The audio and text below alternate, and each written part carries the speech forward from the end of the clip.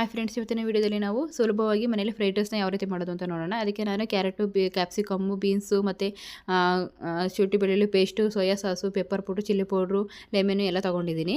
ಅದಕ್ಕೆ ನಾವಿವಾಗ ಒಂದು ಪಾತ್ರೆ ಇಟ್ಬಿಟ್ಟು ಅದಕ್ಕೆ ಎಣ್ಣೆ ಹಾಕ್ಬಿಟ್ಟು ಎಣ್ಣೆ ಬಿಸಿ ಆದಮೇಲೆ ಅದಕ್ಕೆ ನಾವು ಏನೇನು ತರಕಾರಿ ತೊಗೊಂಡಿದ್ದೀವಲ್ಲ ಆ ತರಕಾರಿನೆಲ್ಲ ಹಾಕಿ ಚೆನ್ನಾಗಿ ಫ್ರೈ ಮಾಡಿ ಅದಕ್ಕೆ ಶುಂಠಿ ಬೆಳ್ಳುಳ್ಳಿ ಪೇಸ್ಟ್ ಹಾಕ್ಬಿಟ್ಟು ಚೆನ್ನಾಗಿ ಫ್ರೈ ಮಾಡಿ ಮತ್ತು ಅದಕ್ಕೆ ಹಸಿಮೆಣಸಿನಕಾಯಿ ಮತ್ತು ಕ್ಯಾಪ್ಸಿಕಮ್ಮು, ಈರುಳ್ಳಿನ ಹಾಕ್ಬಿಟ್ಟು ಚೆನ್ನಾಗಿ ಫ್ರೈ ಮಾಡಬೇಕು. ನಿಮಗೆ ನಿಮ್ಮ ಇಷ್ಟ ಫ್ರೆಂಡ್ಸ್. ಇದಕ್ಕೆ ನೀವು ಬೇರೆ ತರಕಾರಿನ ಆ್ಯಡ್ ಮಾಡ್ತೀನಿ ಅಂದರೆ ಆ್ಯಡ್ ಮಾಡ್ಬೋದು.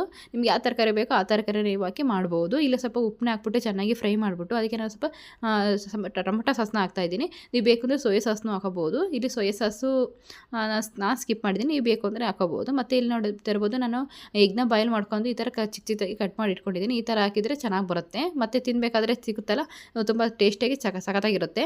ಮತ್ತು ನಾನು ಮನೇಲಿ ಅನ್ನ ಮಾಡಿ ಇಟ್ಕೊಂಡಿದ್ದೆನಲ್ಲ, ಆ ಅನ್ನ ಹಾಕ್ಬಿಟ್ಟು ಅದಕ್ಕೆ ಸ್ವಲ್ಪ ಖಾರದ ಪುಡಿ ಮತ್ತು ಪೆಪ್ಪರ್ ಪೌಡ್ರು ಮತ್ತು ಲೆಮನ್ ರೈಸ್ನ ಹಾಕ್ಬಿಟ್ರೆ ನಮ್ಮ ಸುಲಭವಾದ ಎಗ್ ಫ್ರೈಡ್ ರೈಸ್ ರೆಡಿ.